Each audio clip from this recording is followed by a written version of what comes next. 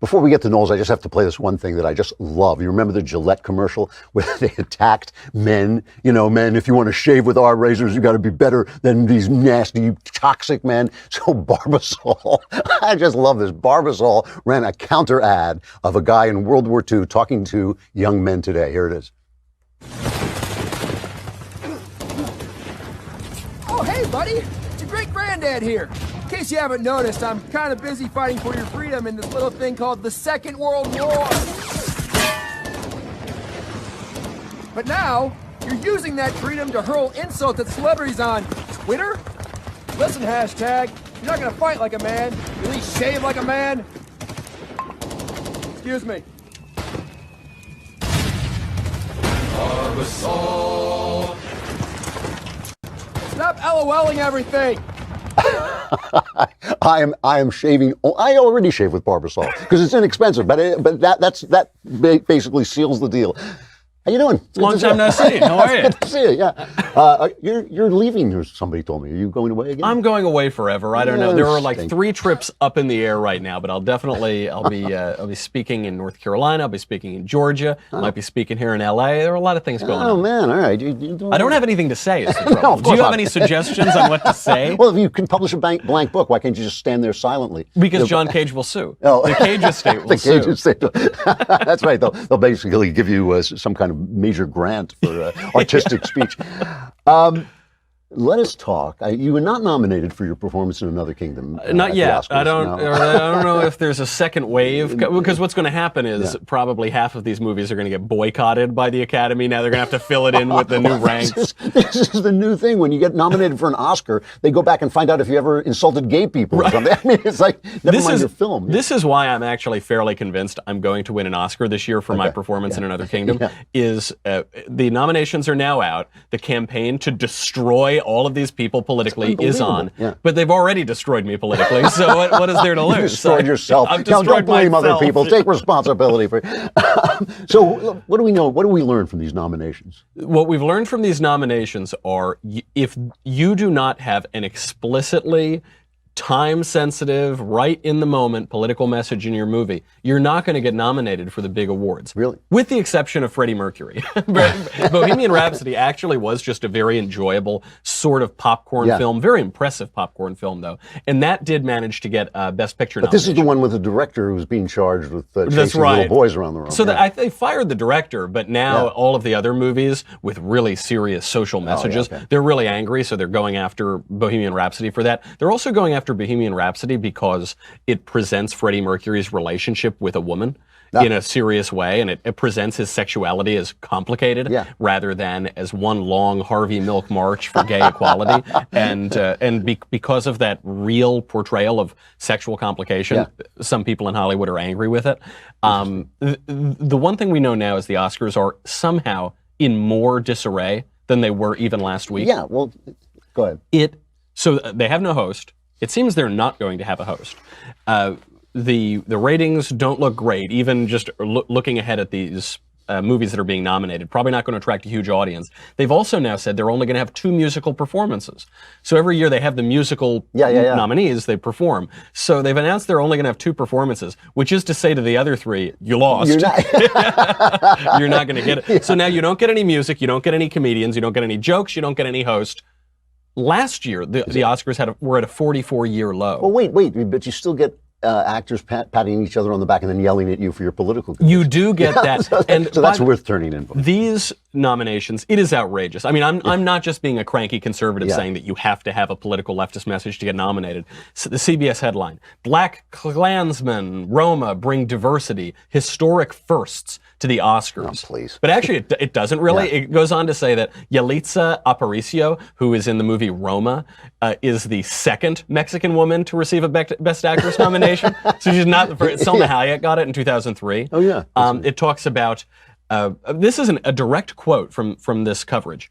Another nominee from Roma is Mexican actress Marina de Tavira, who's up for Best Supporting Actress. Also in that category, Regina King, who is black, received her first Oscar nomination. For Best Actor, Rami Malek, who is Egyptian American, and it just goes on. It lists their, like, you got to produce a pedigree. Awful. This is awful. You know, obviously the SAG Awards came out and they gave them all to Black Panther. And I've been saying Black Panther's going to win because first of all, it cleaned up at the box office. It actually made money. Right. I think it's responsible for half the take of the Oscars, or something like that, some huge number.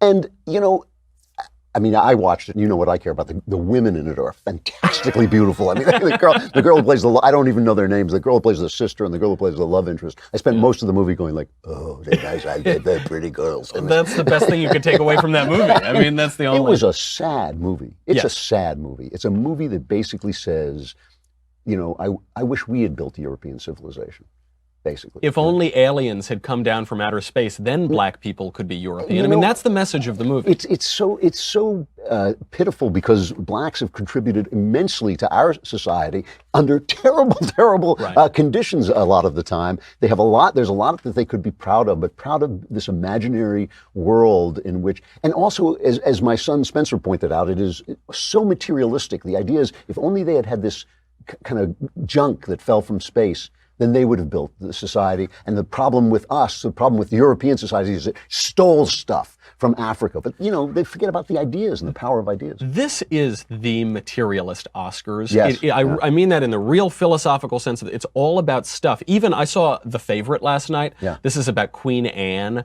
and Lady Marlborough. And I watched that. Yeah, I actually liked that movie. You didn't like it? I know I did like it, but it's very materialist. The movie is also basically an argument for taking away women's right to vote. It says this is what happens when the women run England. Yeah. Like I said, I like this movie.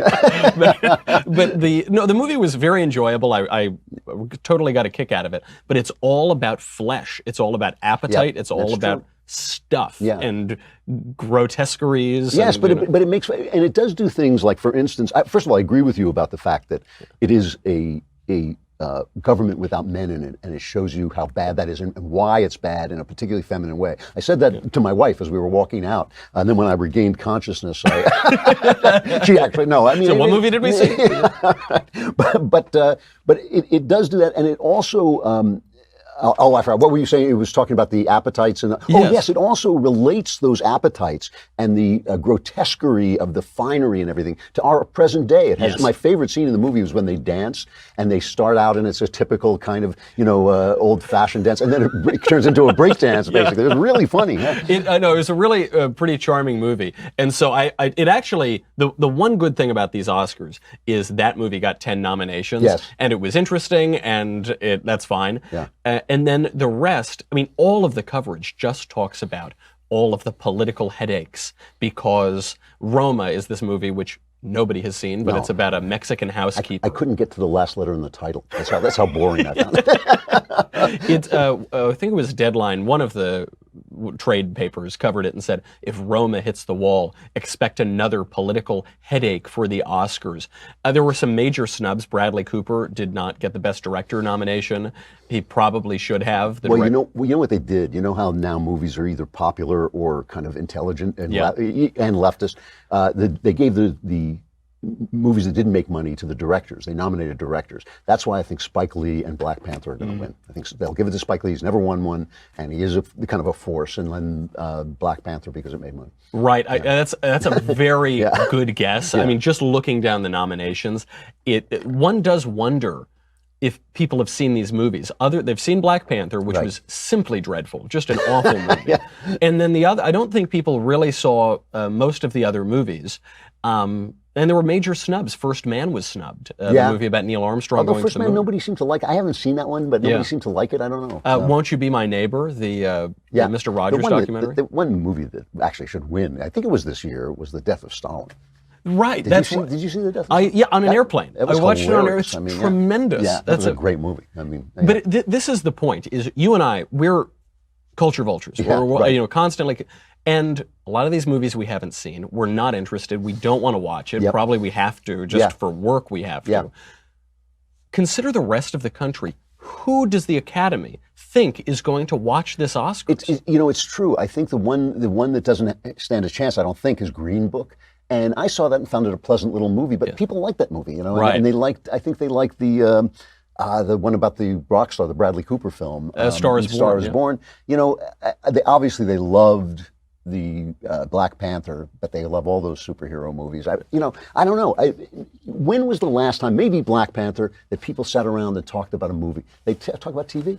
Everybody talks about TV. This is the issue. I mean, and this is, by the way you know when something is totally dead is when all we talk about are these political, slimy machinations about it, which is the Oscars. Really, the Emmys should be the new Oscars. That's where the art is taking place. It's on TV, and they're all going to streaming services and Netflix and all those things. I mean, it's driving I know this. It's driving the nets crazy. Right. That their shows are now basically for it's like Blue Bloods. You sit and watch and go, I love this. It's a really nice show.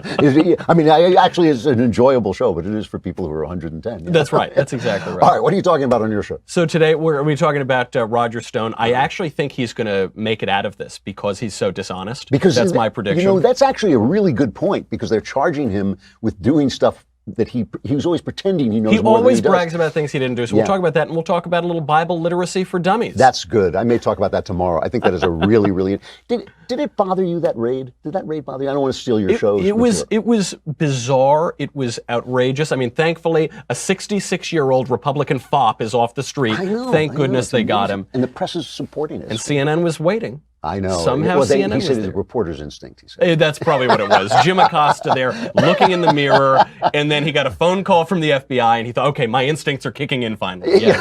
All right, I'll see you later. It's great to see you. See ya. Have a great trip.